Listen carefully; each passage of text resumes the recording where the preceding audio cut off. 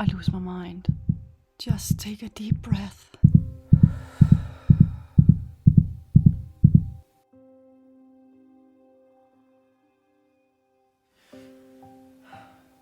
An unexpected visitor suddenly came to me in my thoughts.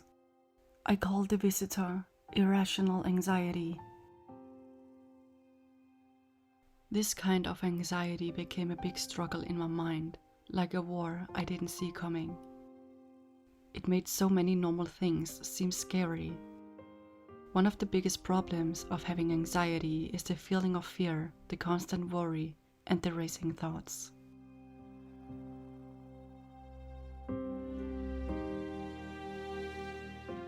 For me, this fear manifested in the form of worrying about my health, especially when it comes to exercise. I remember a time when I was overwhelmed by anxiety and ended up in the back of an ambulance, convinced that I was about to die from a panic attack. This experience left a lasting impression on me and heightened my fear of everything that might elevate my heart rate.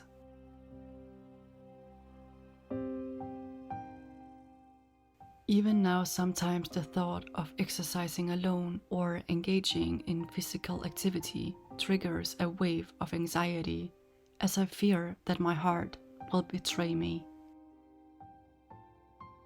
It's a feeling of being trapped in our own minds, which can impact daily functioning, relationships, and overall quality of life. If you have anxiety, you are not alone. Anxiety is a struggle many of us face every day. I've had panic attacks a few times before when my sensitive nervous system shut down because of too much pressure. To have a panic attack feels like life or death. You feel your heart beating so fast that you feel alive, but it also feels like your heart is about to explode.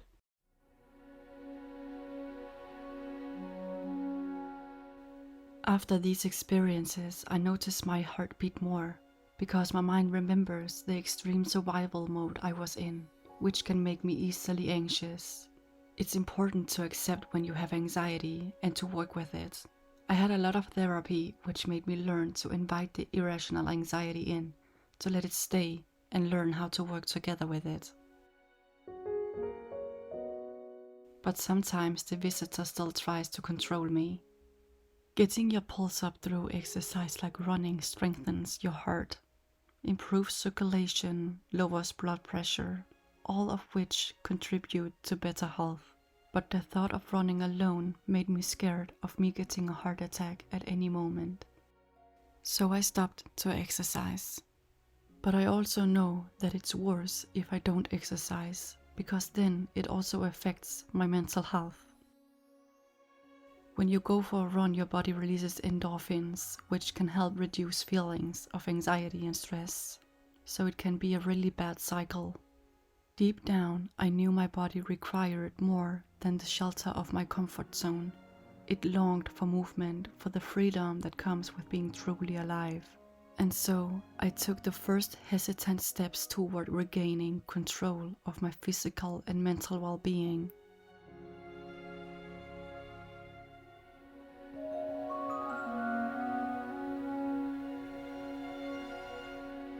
I started small, by walking fast. I have to believe that life wants the best for me and that I don't need to be afraid.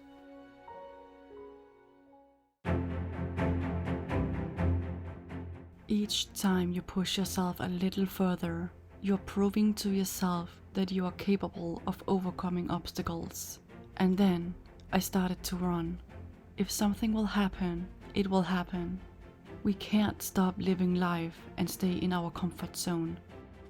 Every time I moved forward, my mind told me to stop. It was not easy, but every day I ignored those worries and kept going, feeling stronger and believing in myself more.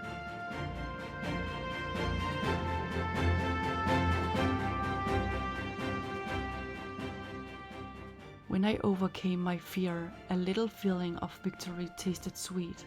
Each step showed bravery and the power of our mind. But my journey is not just for me. It's a hope for those who dare to dream beyond their own limitations. It's a reminder that with persistence and resolve, almost anything is possible. As I share my triumphs and struggles with the world, I realize that my journey is never mine alone. It's all of us working together, with your strong support right beside me. I'm eternally grateful for that. In the end, we learn that we are stronger than the sum of our fears.